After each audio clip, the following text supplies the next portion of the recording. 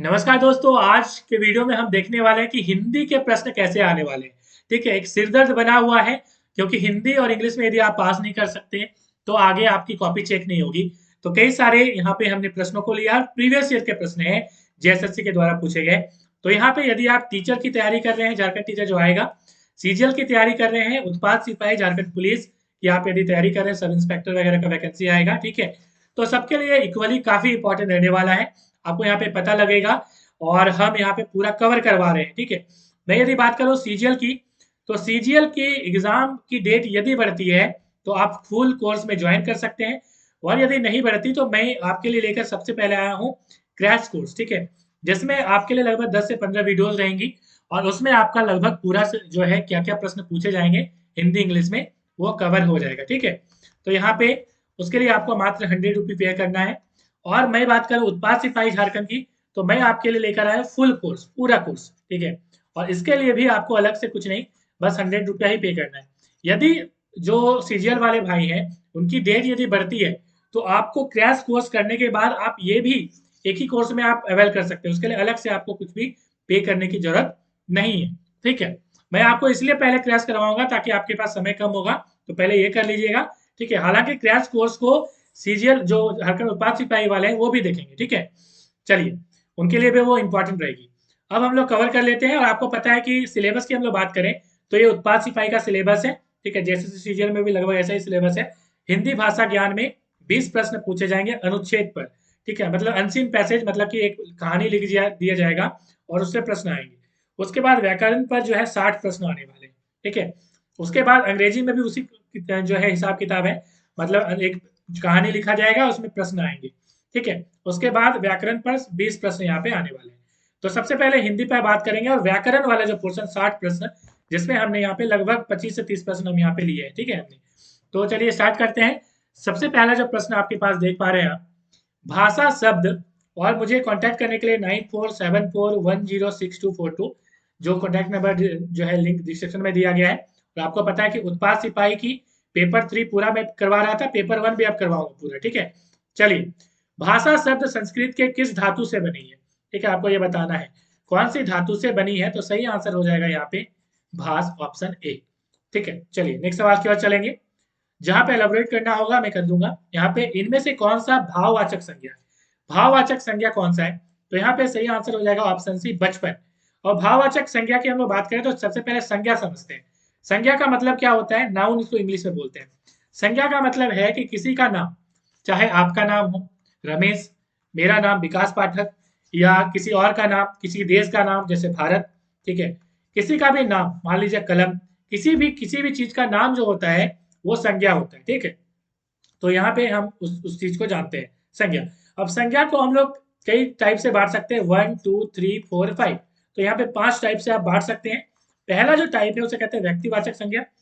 व्यक्तिवाचक संज्ञा का मतलब क्या होता है? व्यक्ति का मतलब होता है जैसे मैं एक व्यक्ति हूँ, तो मैं एक व्यक्तिवाचक संज्ञा हूँ। कोई देश हो गया, जैसे भारत एक देश है, तो व्यक्तिवाचक संज्ञा हो गया। ठीक है, तो इसी तरह से। और महाभारत, जैसे मान लीजिए कोई महाकाव्य है, कोई बुक है महाभारत, तो ये क्या होगी? व्यक्तिवाचक संख्या होगी। उसके बाद जातिवाचक क्या होता है? जातिवाचक का मतलब ये हुआ कि जैसे कोई जाति हो गई, जैसे मनुष्य जाति। ठीक है, तो मनुष्य एक जातिवाचक संज्ञा हो गई। बिल्ली, बिल्ली की एक अलग ही जाति हो गई। शेर, ठीक है, अलग ही जाति हो गई। इस तरह से कोई भी भालू वगैरह कुछ भी हो। ठीक है, पक्षी हो गया, चूहा हो गया, ये सारी जातिवाचक संज्ञा होती है। उसके बाद समूहवाचक। समूहवाचक का मतलब जिसमें समूह का बोध होता है, जैसे झुंड है।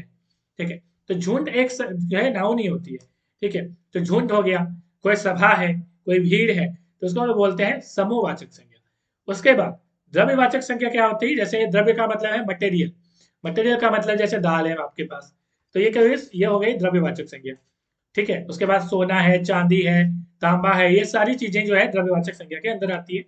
उसके बाद भाववाचक का मतलब है जिससे भाव का बोध हो, जेस्चर का पता चले। ठीक है, तो मतलब कि जैसे भाव की हम लोग बात करें, जैसे कोई आदमी बहुत थक गया, तो थकान जो है वो क्या है? एक भाववाचक संज्ञा है। सफलता, सफलता क्या है? एक भाववाचक संज्ञा है। ठीक है, उससे भाव का पता चल रहा है कि हम सफल हो गए। उसके बाद क्रोध, आपका क्रोध आ गया आपको। ठीक है, तो ये भी एक भाववाचक। ठीक है, और जैसे मैं मुस्कान लेके आ रहा हूँ, ये भी एक क्या भाववाचक संज्ञा है। तो अभी तक लाइक नहीं किए तो प्लीज लाइक कर दीजिएगा ताकि मेरा भाव और बढ़ जाए। ठीक है, मतलब भाववाचक संज्ञा बढ़ जाए, ठीक है। तो यहाँ पे आप समझ गए कि क्या होती है। तो यहाँ पे हमारा जो सवाल था भाववाचक संज्ञा थे साहब। तो बचपन क्या है, एक यहाँ पे भाववाचक संज्ञा, इसे भाव का पता चलता है, ठीक है। चलिए नेक्स्ट सवाल है, निजवाचक सर्वनाम का प्रयोग किस वाक्य में हुआ है। तो निजवाचक का कैसे प्रयोग हुआ, देखिए देखने में लगता है कि यह मेरी निजी पुस्तक है, लगता है कि यह निजवाचक है, बिल्कुल नहीं। निजवाचक कैसे बना, जैसे आप भला तो जग भला, तो ये एक निजवाचक जो है सर्वनाम है। अब हम लोग देख लेते हैं निजवाचक सर्वनाम में क्या क्या चीजें आती है। निज शब्द का अर्थ होता है अपना, ठीक है, और वाचक का मतलब होता है बोध। तो अर्थात अपने मन का जो बोध करने वाले सर्वनाम को निजवाचक सर्वनाम कहते हैं, ठीक है। सर्वनाम का मतलब प्रोनाउन इंग्लिश में कहते हैं। प्रोनाउन का मतलब क्या होता है भाई, तो सर्वनाम का मतलब ये हुआ NOUN, ठीक है। प्रोनाउन का मतलब ये हुआ कि संज्ञा के बदले जिस चीज का यूज कर रहे हैं आप, संज्ञा के बदले जिस शब्द का प्रयोग आप कर रहे हैं उसको बोलते हैं सर्वनाम। जैसे राम पढ़ता है, ठीक है, राम पढ़ता है। अब आप लिख देंगे वह पढ़ता है, तो राम के बदले में वह आया है ना, तो वह क्या हो गया, तो वह हो गया सर्वनाम। तो यहाँ पे जैसे हम बात करें यदि निजवाचक सर्वनाम की, सर्वनाम के कई सारे टाइप होते हैं, हम लोग डिटेल में पढ़ेंगे। आज हम लोग क्वेश्चन बैंक बना रहे हैं, इसलिए क्वेश्चन को देखते हैं, ठीक है। तो निजवाचक सर्वनाम क्या है, जैसे हमें, हमें तुमसे प्यार कितना, गाना है ना, तो ये हमें क्या है, ये निजवाचक सर्वनाम है, ठीक है। उसके बाद तुम तो ये क्या है, निजवाचक। अपने, अपने तो अपने होते हैं, गाना सुना होगा आपने। उसके बाद आप, ठीक है। उसके बाद अपने आप, उसके बाद निजी, उसके बाद खुद, स्वयं आदि, ये सब क्या है, निजवाचक सर्वनाम है। तो यहाँ पे मैंने एग्जांपल भी दिया है, मैं अपने आप से ही गणित सीख गया, तो क्या है, आप क्या हो जाएगा यहाँ पे, यहाँ पे हो गया निजवाचक सर्वनाम। आप सभी मेरे अपने हैं, आप क्या है ये, यहाँ पे निजवाचक सर्वनाम, ये मेरी निजी कंपनी है।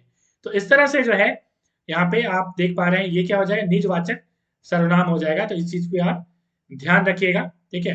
चलिए यहाँ पे जो है पुस्तक जो है निजी नहीं होगा, ठीक है। आप कंपनी के मालिक हो सकते हैं, लेकिन पुस्तक डेफिनेटली शायद किसी ने जरूर यहाँ पे उसे पब्लिश किया होगा, इसलिए निजी पुस्तक जब होगा तो ये जो है निजवाचक सर्वनाम का एग्जाम्पल नहीं होगा, ठीक है। लेकिन आपकी कोई कंपनी है तो इस तरह से आपका होगा। आगे जो सवाल है वो क्या है, शिव का विशेषण क्या है। तो शिव का विशेषण हो जाएगा शैव, ठीक है। चलिए नेक्स्ट सवाल की ओर चलेंगे। वह घर पहुंच गया, इस वाक्य में पहुंच गया निम्नलिखित में से किस क्रिया का उदाहरण है। काफी इंपॉर्टेंट सवाल है। देखिए पहुंच गया, यहाँ पे पहुंच भी है गया भी है, तो पहुंचना और गया मतलब दो वर्ब का यूज किया गया है। ऐसे को हम लोग क्या बोलते हैं, संयुक्त क्रिया बोलते हैं। संयुक्त का मतलब कंबाइन, मतलब दो क्रिया का यूज हुआ है यहाँ पे, तो संयुक्त क्रिया। तो संयुक्त क्रिया समझ रहे हैं, यदि दो क्रियाएं एक साथ हो तो उसको हम लोग बोलते हैं क्रिया का मतलब समझे, वर्ब, ठीक है। क्रिया का मतलब है जिससे काम करने का बोध हो, जो आप काम कर रहे हैं उसको बोलते हैं वर्ब, ठीक है। जैसे एग्जाम्पल के तौर पर मैंने खाना खा लिया, तो खाना खा लिया, यहाँ पे खा लिया देख रहे हैं, खा और लिया दो वर्ब आ रहा है, तो ये खा लिया क्या है, संयुक्त वर्ब है। चले जाओ, चले और जाओ, तो यहाँ पे क्या हो जाएगा, ये संयुक्त क्रिया का एग्जाम्पल है। चली गई, खा चुका, ठीक है। तो इस तरह से आप समझ रहे हैं ये क्या है, संयुक्त क्रिया है। चलिए नेक्स्ट सवाल की ओर चलेंगे। अगला सवाल क्या है, भूतकाल के कितने वेद हैं। तो काल का मतलब समझते हैं टेंस, क्या होता है, टेंस मतलब जिससे समय का बोध हो उसको हम लोग बोलते हैं काल।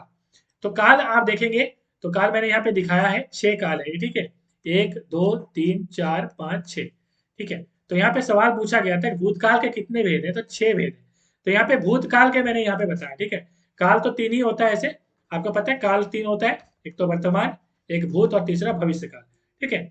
और भूत को यदि आप लोग करेंगे तो 6 काल होते हैं। तो हमें डिटेल में जब जानना होगा, जब काल पढ़ेंगे तो उसमें डिटेल में जानेंगे। नेक्स्ट सवाल क्या है, कवि शब्द का स्त्रीलिंग क्या होता है, मतलब कि फीमेल क्या होगा, जेंडर चेंज करना है कवि का। तो कवि का कवियत्री आप सुने होंगे, लेकिन आपको यहाँ पे कंफ्यूजन डाल दिया ई, इस तरह से सवाल पूछे जाते हैं, ठीक है। तो यहाँ पे option B is the right answer, कवियत्री, ठीक है। ध्यान से पढ़िए इसको, तो ये हो जाएगा आंसर, ठीक है। तो ध्यान रखिएगा इस चीज को। अगला सवाल क्या है, इनमें से अपादान कारक की विभक्ति क्या है। तो आपने कारक जरूर सुना होगा, नहीं सुना तो देख लीजिए। जैसे कर्ता ने कर्म को, हमने तो बचपन में बहुत रट्टा लगाया था, ठीक है। कर्ता ने कर्म को करण से, द्वारा, संप्रदान को, के लिए, अपादान से, संबंध का के की आप सुना होगा, ठीक है। अधिकरण में, पर, संबोधन हे, अरे, अजी, इस तरह से हम लोग पढ़ते थे, ठीक है। तो यहाँ पे आप 8 कारक देख पा रहे हैं, ठीक है।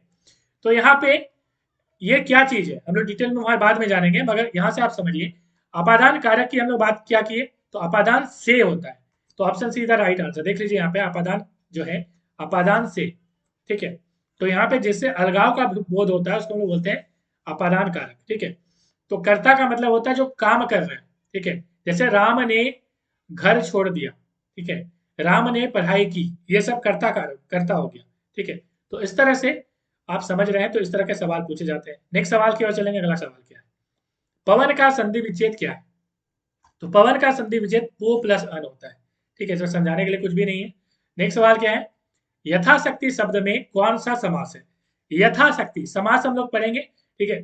तो यथाशक्ति जो है ये एक अव्यवी भाव समास होता है, ठीक है। अब अव्यवी भाव समास क्या होता है समझ लीजिए। ऐसा पद जिसमें समस्त पद में कोई एक पद अव्यय या उपसर्ग हो तथा कोई दूसरा पद संज्ञा हो उसे अव्यवी भाव समास कहते हैं। जैसे यहाँ पे यथा और रुचि, यथा और रुचि, ठीक है, ये क्या है, ये उपसर्ग है। उपसर्ग को बोलते हैं हम लोग प्रीफिक्स। प्रीफिक्स जो किसी शब्द के पहले आए उसको हम लोग बोलते हैं प्रीफिक्स, जो बाद में आए उसको बोलते हैं सफिक्स इंग्लिश में, ठीक है। तो प्रीफिक्स का मतलब होता है उपसर्ग, क्या बोलते हैं उपसर्ग।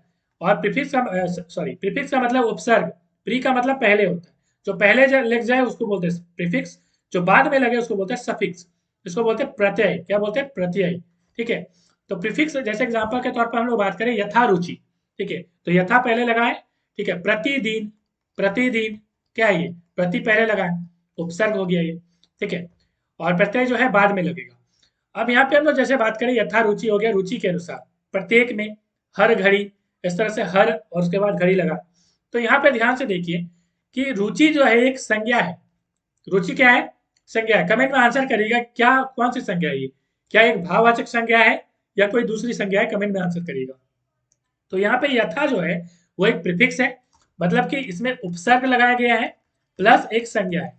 तो ऐसे चीज को हम लोग क्या बोलते हैं, इसको बोलते हैं हम लोग अव्ययीभाव समास, ठीक है। तो आई होप आप समझ गए होंगे। चलिए, तो हमने यहाँ पे आंसर क्या देख लिया, तो यहाँ पे आंसर देख लिया अव्ययीभाव समास। नेक्स्ट सवाल क्या है, अगला सवाल देखते हैं। अगला सवाल है इनमें से कौन छायावादी कवि है। तो छायावादी कवि की हम लोग बात करें तो जयशंकर प्रसाद आंसर होगा, ठीक है। छायावादी कवि किसको बोलते हैं हम लोग, हिंदी साहित्य के आधुनिक चरण में, मतलब कि जो अभी मॉडर्न एरा में जो जितने भी कवि आ रहे हैं उसमें द्विवेदी युग के पश्चात हिंदी काव्य की जो धारा विषय वस्तु की दृष्टि से स्वच्छंद प्रेम भावना, मतलब रोमांटिक वाला जो होता है रोमांटिक, ठीक है, डीडीएलजी टाइप का, है ना। दिल दुनिया क्या बोलते हैं, कौन सा मूवी था, कमेंट में आंसर करेगा यदि पता होगा, भूल रहे हैं। डीडीएलजी शाहरुख खान वाली, ठीक है, दिल वाले दुल्हनिया ले जाएंगे ना। तो इस टाइप की रोमांटिक जो होती है ना, उसको हम लोग क्या बोलते हैं, उसको हम लोग बोलते हैं यहाँ पे छायावादी कवि। मतलब जिसमें रोमांस थोड़ा सा झलक आता है, प्रेम झलक आ रहा है, चाहे वो प्रकृति के प्रति ही प्रेम ना क्यों ना हो, ठीक है। चलिए आगे हम लोग बात करें तो एग्जाम्पल के तौर पर जयशंकर प्रसाद, सूर्यकांत त्रिपाठी, निराला जी, ठीक है। तो सूर्यकांत त्रिपाठी जी को निराला जी के नाम से भी जाना जाता है, याद रखिएगा। सुमित्रा नंदन पंत, ठीक है, महादेवी वर्मा, उसके बाद पंडित माखनलाल चतुर्वेदी, नाम तो आपने सुना होगा जरूर, ठीक है। ये सारे छायावादी कवि हैं। चलिए नेक्स्ट सवाल की ओर चलेंगे। अगला सवाल क्या है, कविता में मुक्त छंद का प्रयोग किसने आरंभ किया। तो यहाँ पे सूर्यकांत त्रिपाठी निराली जी हैं, option A is the right answer. अब यहाँ पे जिस छंद में वर्णों और मात्राओं का बंधन नहीं होता उसे मुक्त छंद कहते हैं। मतलब वर्ण और मात्रा कितनी होगी, मतलब कि मान लीजिए एक लाइन लिखा गया, ऐसा नहीं कि इसमें 10 मात्रा होगी या 10 वर्ण होंगे, उससे कोई मतलब नहीं है, इस बंधन से यह मुक्त होता है, ठीक है। तो यहाँ पे बंधन, तो ये किसी का बंधन नहीं है, प्रेम का बंधन ये बिल्कुल नहीं है। तो आप समझ रहे हैं कि मुक्त छंद में किसी भी बंधन से यह बंधा हुआ नहीं है। नेक्स्ट सवाल है, जयशंकर प्रसाद की काव्य भाषा कौन सी। जैसे मैं आपसे बंधा हुआ, लेकिन वो छंद वाला मुक्त छंद में कोई बंधा हुआ नहीं रहता। जयशंकर प्रसाद की काव्य भाषा कौन सी है आपको बतानी है। तो यहाँ पे सही आंसर हो जाएगा खड़ी बोली हिंदी। अब पूछोगे सर खड़ी बोली हिंदी होती क्या है। देखिए, वर्तमान हिंदी का ये एक रूप है जिसमें संस्कृत के शब्दों की बहुलता करके वर्तमान हिंदी भाषा की सृष्टि की गई, तथा फारसी अरबी के शब्दों की अधिकता करके वर्तमान उर्दू भाषा की सृष्टि की गई। देखिए, अब ये जो खड़ी बोली है एक हिंदी का ही रूप है जिसमें संस्कृत में, ठीक है, संस्कृत जो है, संस्कृत की बहुलता यदि हम लोग कर देते तो वर्तमान भाषा बना, जैसे हिंदी भाषा। तो हिंदी भाषा आप क्या देख रहे हैं, हिंदी भाषा में संस्कृत भाषा भी आपको देखने को मिलती है, ठीक है। तो ये चीज जो है खड़ी बोली कहलाती है, ठीक है। तो वही चीज है कि खड़ी बोली या खड़ी बोली वर्तमान हिंदी का एक रूप है, मतलब हिंदी का ही एक रूप है जिसमें संस्कृत के शब्दों की बहुलता करके वर्तमान हिंदी भाषा की सृष्टि की गई और फारसी तथा अरबी के शब्दों की रिक्ता करके वर्तमान जो है उर्दू भाषा, मतलब उर्दू भाषा जो देखेंगे आप, ये फारसी और अरबी भाषा का इसमें यूज किया गया। मुझे बहुत उर्दू भाषा पसंद है, मुझे तो बहुत अच्छी लगती है, मतलब उसका जो छंद वगैरह जो भी हो। यहाँ पे देखिए, मधुर मधुर मेरे दीपक जल, ठीक है, मधुर मधुर मेरे दीपक जल में कौन सा भाव व्यक्त हुआ है? तो यहाँ पे विरह और रहस्य का भाव यहाँ पे व्यक्त हुआ है। चलिए, तो नाम से ही पता चला मधुर मधुर मेरे दीपक जल, तो यहाँ पे विरह की बात हो रही है कि मधुर मधुर जो है यहाँ पे मेरे दीपक जल है। तो जब हम लोग पढ़ेंगे उसको, हम समझेंगे कि आंख की आंसू कैसे बहती है, इन सारी चीजों को, तो आपको इससे पता चलेगा कि कैसे विरह होता है। विरह का मतलब दूरी, ठीक है, और रहस्य का भी पता चलता है इसमें। ठीक है, चलिए नेक्स्ट, क्योंकि आपको पता नहीं लग रहा कि एक्चुअली है ये क्या, रहस्य बन रहा है, मिस्ट्री है, ठीक है। नेक्स्ट है हिमाद्री, हिमाद्री तुंग श्रृंग से क्या मतलब है इसका? इसका मतलब ये एक प्रयाण गीत है। क्या है? प्रयाण गीत है, ठीक है। प्रयाण गीत क्या होता है?